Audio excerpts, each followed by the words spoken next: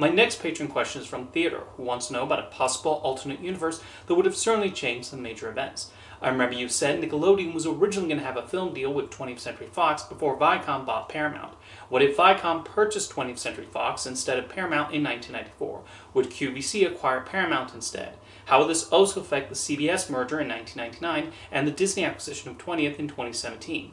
I think the entertainment industry would have been very different today, which shows the ripple effect these kinds of mergers can have.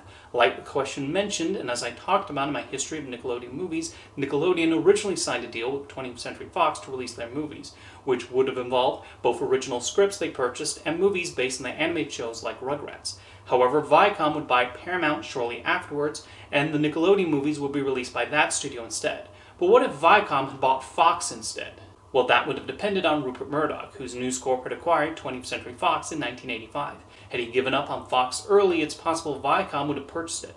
And unlike the Disney merger, they probably would have gotten the Fox broadcast network too, because Viacom did not own CBS at the time, and thus would not have been prohibited from buying the Fox network due to FCC regulations. In this alternate universe, Fox News would also not exist. Okay, Murdoch would have probably started his own 24-hour right-wing news channel anyway, but it would have had a different name.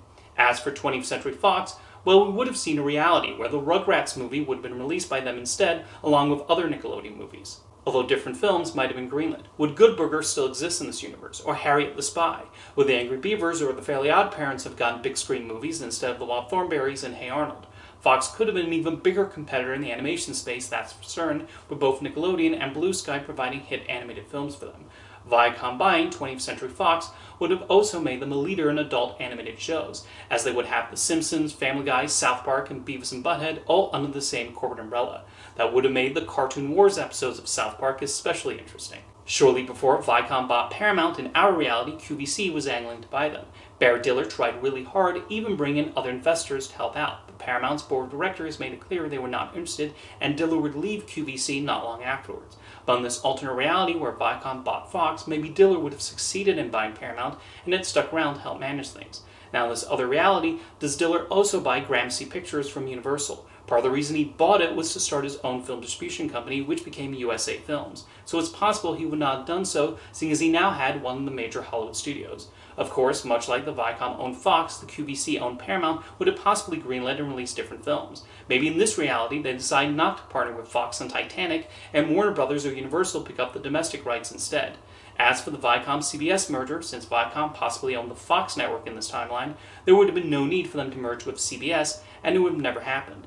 Disney would also not have gotten 20th Century Fox in this alternate universe. But here's something that might have happened. Let's say QVC loses interest in owning Paramount, and it then starts bouncing from parent company to parent company, similar to what happened with Universal for a while and Warner Brothers recently. Part of the reason Disney bought 20th Century Fox was to beef up its upcoming streaming service with a bigger library. Maybe instead of making a deal with Rupert Murdoch, Disney instead signs a deal with whichever company owned Paramount in this other timeline, and that becomes the major movie studio they acquire. Of course, that then means Paramount Plus never comes into existence, although Viacom could start a streaming service called Fox Plus. We also have to consider that in this alternate timeline, the post-1994 Paramount library would have been different, because they don't have access to the Nickelodeon, Comedy Central, and MTV catalogs, and other films would have been released. Paramount might not have owned DreamWorks Pictures for a little while either, and attained the rights to much of their pre-2008 library, which means they don't produce the Transformers movies. So like I said at the beginning of the video, it's amazing one slightly different corporate decision creates a wide-ranging butterfly effect that affects so many other companies as well, and that's what makes these alternate timelines fun to think about. Thank you for your question, Theodore.